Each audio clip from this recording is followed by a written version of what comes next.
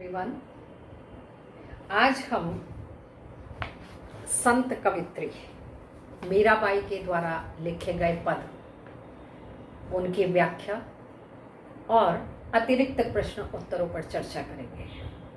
पहला पद है, मेरे तो गिरधर गोपाल दूसरो न कोई, जाके सिर मोर मुकुट मेरो पति सोई, छाड़ी दई कुल की कानी कहा करी है कोई, संतन ढिग बैठी बैठी लोक लाज खोई, असुवन जल सींच सींच प्रेम बेली बोई, अब त बेली फैल गई आनंद फल होई, दूध की मथनिया बड़े प्रेम से बिलोई, दधी मथी घृत काढ़ी लियो डारी दई छोई, भगत देखी राजी हुई जगत देखी रोई, दासी मीरा लाल गिरधर तारो अब मोही। प्रस्तुत काव्यांश में ब्रजभाषा, दृश्य श्रव्य बिंब विद्यमान है। भक्ति काल की कवित्री है तो भक्ति काल की ही ये रचना है। सारांश में और जब अर्थ ग्रहण संबंधी प्रश्न और उत्तर आगे होंगे या काव्य सौंदर्य बोध संबंधी, तब स्पष्ट कर दिया जाएगा। मेरे तो गिरधर गोपाल दूसरो न कोई। काव्यांश में संगीत की लय विद्यमान है। संगीत और लय, संगीतात्मकता है, लयबद्ध लिखी गई है, माधुर्य गुण विद्यमान है, भक्ति रस और शांत रस है। मेरे तो गिरधर गोपाल दूसरो न कोई। मीराबाई, इन्होंने कहा है कि मेरा इस संसार में केवल और केवल गिरधर गोपाल हैं, सर्वस्व मेरा मेरे कृष्ण भगवान हैं। बचपन में एक घटना घटित हुई थी कि इनकी सहेली का विवाह होता है, तो ये भी उस समय बाल विवाह का प्रचलन था। इन्होंने माता जी से पूछा कि मेरा विवाह कब होगा, तो माँ किसी काम में व्यस्त थी। उन्होंने कहा तुम्हारा तो विवाह हो चुका है। इन्होंने पूछा किसके साथ, उन्होंने कहा कृष्ण के साथ हो गया। और फिर जब इनका विवाह राजा भोज, जो उदय सिंह के बड़े भाई थे, राणा सांगा के पुत्र थे, उनके साथ इनका विवाह हुआ। परंतु ये संसार में बहुत रम नहीं पाई है। हालांकि राज परिवार में इनका विवाह हुआ था, परंतु ये इन्होंने अपना जीवन केवल और केवल कृष्ण भक्ति को ही समर्पित किया। छोटी सी घटना मैंने आपको बताई है। तो यहाँ ये कृष्ण को ही अपना पति, अपना सर्वस्व मानती है। जाके सिर मोर मुकुट मेरो पति सोई। जिनके सिर पर मोर मुकुट विद्यमान होता है, मोर मुकुट सुशोभित होता है, वे मेरे पति हैं। छाड़ी दई कुल की कानी कहा करी है कोई। कुल की कानी, कुल की मर्यादा। कृष्ण भक्ति में ये इतनी लीन हुई कि इन्होंने कुल की मर्यादा तक का ध्यान नहीं रखा, उसको तोड़ दिया। क्योंकि ये संतों के साथ घूम घूम कर एक तारा लेकर कृष्ण भक्ति में रचनाएं गाती थी, नाचती थी। अब बताइए, किसी भी परिवार की यदि पुत्र वधू इस तरह का आचरण करेगी तो क्या मर्यादा रहेगी, क्या उनका समाज में प्रतिष्ठा रहेगी। इसीलिए छाड़ी दई कुल की कानी, कुल की मर्यादा को, वंश की मर्यादाओं को तोड़कर इन्होंने लोक लाज सबका त्याग कर दिया। छाड़ दई कुल की कानी कहा करी। कोई कुछ भी समझाए पर इनको समझ में नहीं आता था। ये केवल और केवल दिन रात कृष्ण की भक्ति में, क्योंकि वही मेरे पति हैं, ये मानती थी ऐसा। संतन डिग बैठी बैठी लोक लाज खोई। संत जनों के साथ ये जो भगवा धारण करते हैं या अन्य, वैसे गुरु रैदास इनके गुरु थे, उनके साथ बैठ बैठ कर ये भजन कीर्तन करती थी, एक तारा लेकर नाचती थी, गाती थी। कृष्ण की भक्ति में जो रचनाएं इन्होंने लिखी हैं, पद लिखे हैं, तो उसके कारण से समाज में लोक लाज खोई। किसी तरह का लज्जा शर्म का ये परवाह नहीं करती थी कि लोग क्या कहेंगे, सब तोड़ दिया था। असुवन जल सींची सींची प्रेम बेली बोई। और इन्होंने कृष्ण की भक्ति में अपने आंसुओं से उस भक्ति रूपी बेल को बोया और सींचा। प्रेम बेली बोई। कृष्ण के प्रति भक्ति, आसक्ति, प्रेम रूपी बेल को इन्होंने अपने आंसुओं के जल से सींच सींच कर उसे बड़ा किया, उसे पैदा किया। अब ते बेली फैली गई आनंद फल होई। अब ते बेली फैली गई यानी अब उस भक्ति का इन्हें आनंद के साथ साथ फल भी प्राप्त होने लगा है। जब मनुष्य भक्ति में लगने, उसका मन लगने लगता है तो वो संसार से दूर होने लगता है, विमुख होने लगता है। तभी ये कहा जाता है कि हमने जो उत्तरदायित्व संसार के लिए हैं, हमें उनके साथ भक्ति का बैलेंस, संतुलन, सम का भाव रखेंगे तो अपने हम उत्तरदायित्वों को पूर्ण करेंगे और उसके बाद हमें पूर्ण रूप से रम जाना चाहिए। परंतु ये तो बचपन से ही कृष्ण की भक्ति में लग गई थी और इन्होंने जो भक्ति की, प्रेम की, कृष्ण के प्रति भक्ति और प्रेम की, आसक्ति की बेल इन्होंने बोई थी, उसे अपने आंसुओं से सींचा और अब वह बेल बड़ी हो गई, उसमें इन्हें आनंद आने लगा और उस भक्ति का इन्हें रस, प्रतिफल मिलने लगा। दूध की मथनियां बड़े प्रेम से विलोई, दधी मथी घर काढ़ी लियो डारी दई छोई। इन्होंने भक्ति को, क्योंकि यह संसार नश्वर है, इन दो पंक्तियों के माध्यम से संसार की नश्वरता को यहां स्पष्ट किया गया है।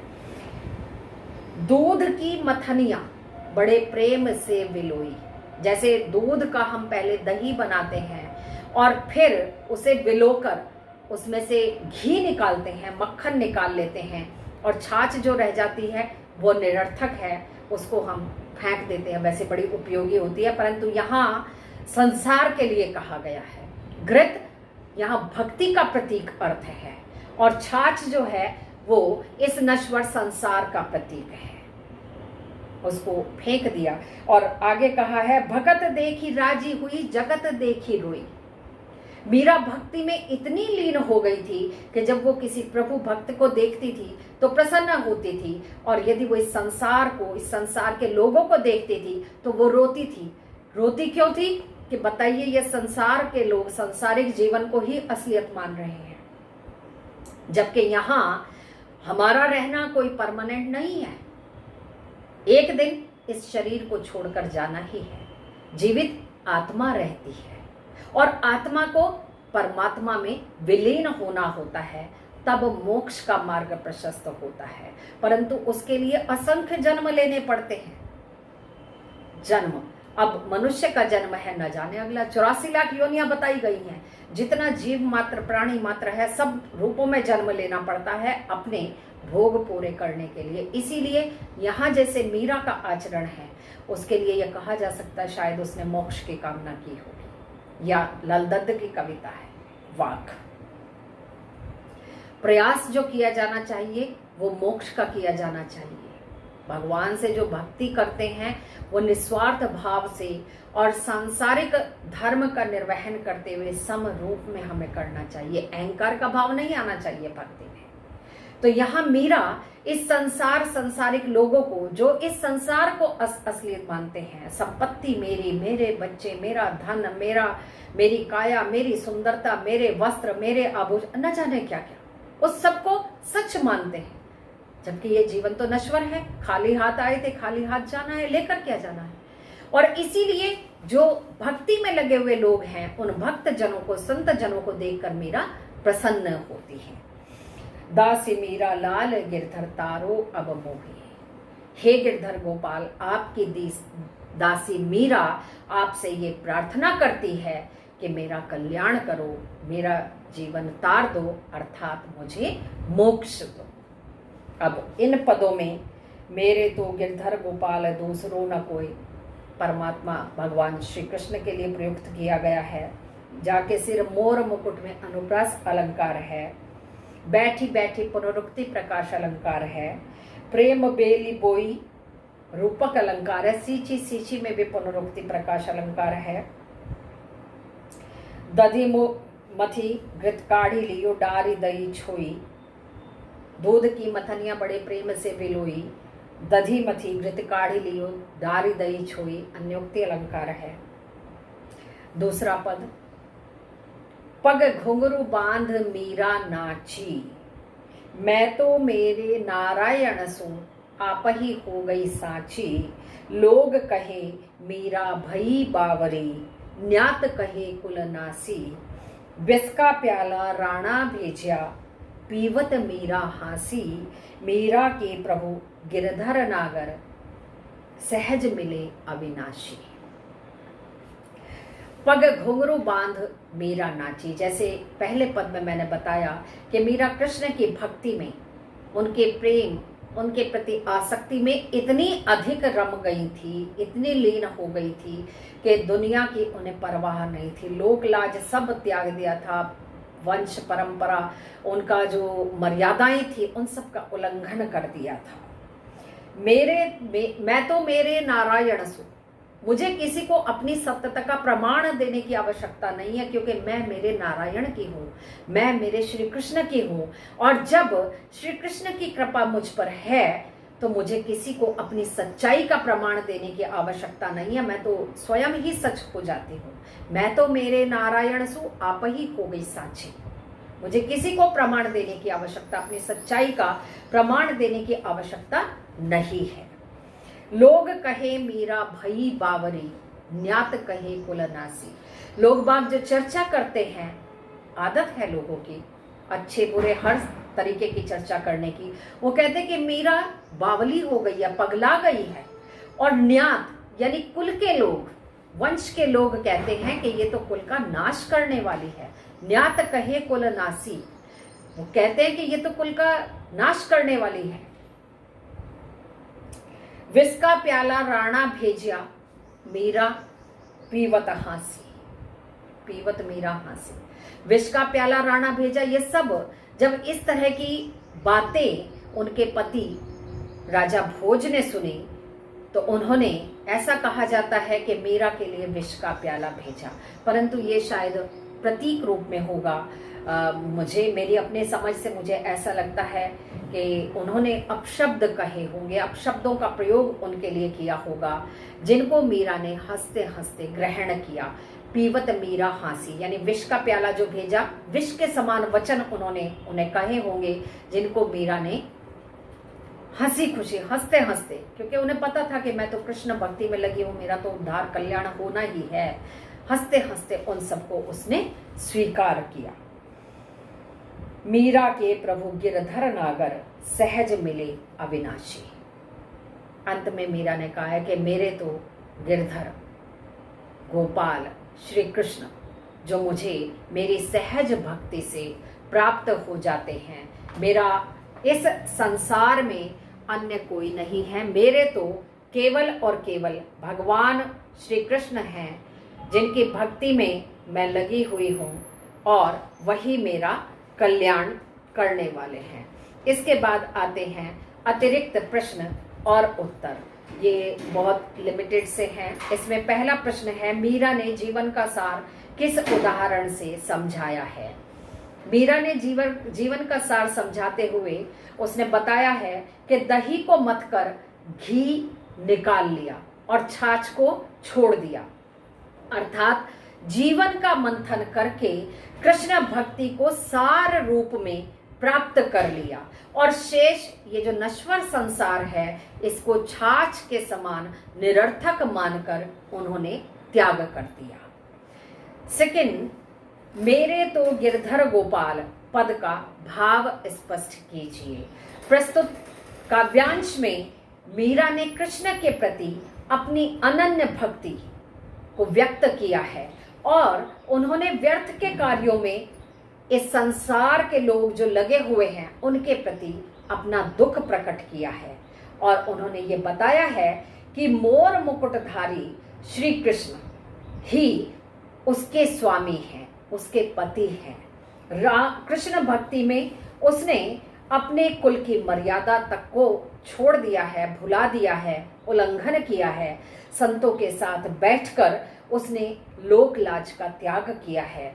आंसुओं से अपनी भक्ति रूपी, प्रेम रूपी बेल को उसने सींचा है, जो अब बड़ी हो गई है, अर्थात उस भक्ति में उसे आनंद आने लगा है और फल प्राप्त होने लगा है। उसने दही से घी निकालकर छाछ को छोड़ दिया है। मक्खन भक्ति का प्रतीक रूप है और प्रतीक अर्थ है, और छाछ इस नश्वर संसार का लालच लोलुपता को देखकर, इस संसार के उसमें रमे हुए लोगों को देखकर मीरा रो पड़ती है और कृष्ण से अपने उद्धार के लिए वो सदैव ही कामना करती हैं, प्रार्थना करती हैं। पग घुंघरू बांध मीरा नाची, पद का प्रतिपाद्य स्पष्ट कीजिए। प्रस्तुत पद में मीरा कृष्ण के प्रेम रस में डूबी हुई है, इसीलिए उसने संसार के सभी रीति रिवाजों और बंधनों से मुक्त होने का निर्णय लिया है, अर्थात वह मुक्त हो गई है। श्री कृष्ण के स्नेह के कारण, उनके प्रति आसक्ति के कारण, उनके प्रति भक्ति के कारण वह अमर होने की बात कर रही है और वह अपने पैरों में घुंघरू बांधकर कृष्ण की भक्ति में उसके द्वारा रचे हुए पद गाकर एक तारा लेकर नाचती है, उन्हें रिझाने का प्रयास करती है। लोग उसकी इस तरह की हरकत पर, इस तरह के आचरण पर, इस तरह के व्यवहार पर लोग बावरी कहते हैं। कुल के लोग उन्हें कुल नाशिनी मानते हैं। उनके पति राणा ने उन्हें मारने का प्रयास किया, जिसके लिए उन्होंने विष का प्याला भेजा, जिसे मीरा ने हंसते हंसते हुए पी लिया। और मीरा कहती हैं कि उसके प्रभु अर्थात भगवान श्री कृष्ण उसे सहज भक्ति से ही प्राप्त हो जाएंगे और अन्य जो भक्त उन्हें प्राप्त करना चाहता है तो वो सहज भक्ति से उन्हें आसानी से प्राप्त कर सकता है। आनंद फल की प्राप्ति के लिए मीरा ने क्या किया? आनंद फल की प्राप्ति के लिए मीरा ने कुल की मर्यादा का त्याग किया, उल्लंघन किया, परिवार के ताने सहे, अपशब्द सहे, साथ ही उसे संतों की संगति करनी पड़ी और उन्होंने अपने इस भक्ति रूपी, आसक्ति रूपी बेल को अपने आंसुओं से सींचा। तब जाकर अब इस भक्ति में उन्हें आनंद आने लगा है और फल की प्राप्ति हुई। और अंतिम प्रश्न है, प्रेम बेली के रूपक को स्पष्ट कीजिए। प्रेम की बेल को विरह के आंसुओं से सींचना पड़ता है। जब वह बड़ी होती है तब अंत में आनंद रूपी फल की प्राप्ति होती है और सच्चे प्रेम में सदैव ही विरह झेलना पड़ता है, सहना पड़ता है, तभी आनंद रूपी फल की प्राप्ति होती है। इस अंक में यहीं तक। अगले अंक में अभ्यास प्रश्न उत्तरों के साथ आपके समक्ष आऊंगी। धन्यवाद।